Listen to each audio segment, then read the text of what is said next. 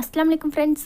இன்றைக்கி நம்ம கிச்சனில் சம்மருக்கு ரொம்பவே ஸ்பெஷலான ஒரு ஸ்பெஷல் ரெசிபி தான் பார்க்க போகிறோம். தர்பூசணி வச்சு தர்பூசணி மில்க் ஷேக் எப்படி ப்ரிப்பேர் பண்ணுறது தான் பார்க்க போகிறோம். குழந்தைங்கள்லேருந்து பெரியவங்க வரைக்கும் எல்லாருமே விரும்பி குடிப்பாங்க. கண்டிப்பாக ட்ரை பண்ணுங்கள். இது வரைக்கும் தமிழ் ஃபன் சேனலை சப்ஸ்கிரைப் பண்ணாத நண்பர்கள் சப்ஸ்கிரைப் பண்ணிக்கோங்க. அப்படியே பக்கத்தில் இருக்கிற பெல் ஐக்கானை கிளிக் பண்ணிவிட்டு ஆல் அப்படிங்கிற ஆப்ஷனை கிளிக் பண்ணிக்கோங்க. அப்போ தான் நாங்கள் போகிற நியூ அப்டேட்ஸ் டெய்லி உங்களுக்கு கூட நோட்டிஃபிகேஷன்ஸாக வரும். மில்க் ஷேக் பண்ணுறதுக்கு இன்றைக்கி நான் 2 கப் அளவுக்கு தர்பூசணி கட் பண்ணி எடுத்து வச்சுருக்கேங்க. அதில் உள்ளார இருக்க அந்த சீட்ஸ்லாம் ரிமூவ் பண்ணிவிட்டு எடுத்துக்கோங்க. இப்போ சம்மர் சீசன் ஆரம்பிச்சிருச்சு. இப்போ எல்லா வீட்லேயுமே தர்பூசணி வாங்கி சாப்பிடுவோம்.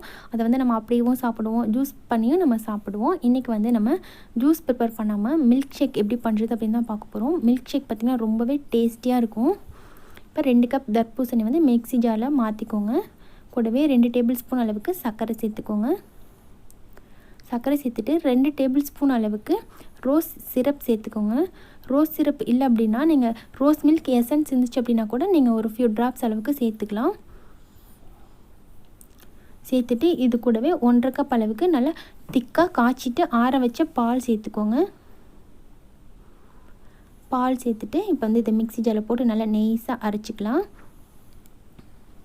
நல்லா ஸ்மூத்தாக அந்த மாதிரி அரைச்சி எடுத்துக்கோங்க.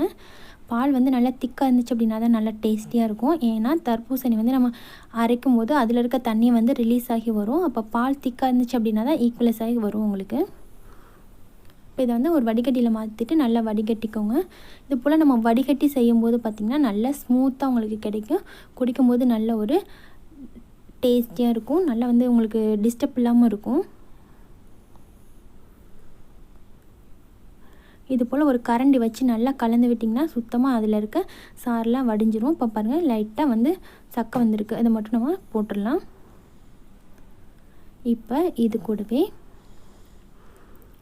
கொஞ்சம் போல் நான் குட்டி குட்டி பீசஸாக கட் பண்ணி எடுத்து வச்சுருக்கேன் தர்பூசணி. அதையும் இது கூட ஆட் பண்ணிக்கோங்க.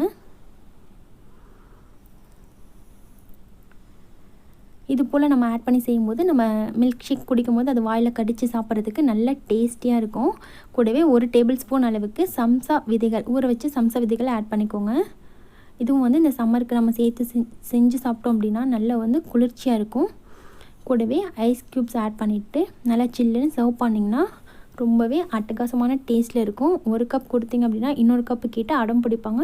அவ்வளோ டேஸ்டியாக இருக்கும். கண்டிப்பாக நீங்கள் மிஸ் பண்ணாமல் ஒரு தடவை இந்த தர்பூசணி மில்க் ஷேக் ட்ரை பண்ணி பாருங்கள். ட்ரை பண்ணிவிட்டு எப்படி இருந்துச்சுன்னு மறக்காமல் கமெண்ட் பண்ணுங்கள். இந்த வீடியோ உங்களுக்கு பிடிச்சிருந்தால் லைக் பண்ணிவிட்டு உங்கள் ஃப்ரெண்ட்ஸ் கூட ஷேர் பண்ணிக்கோங்க. தேங்க்யூ.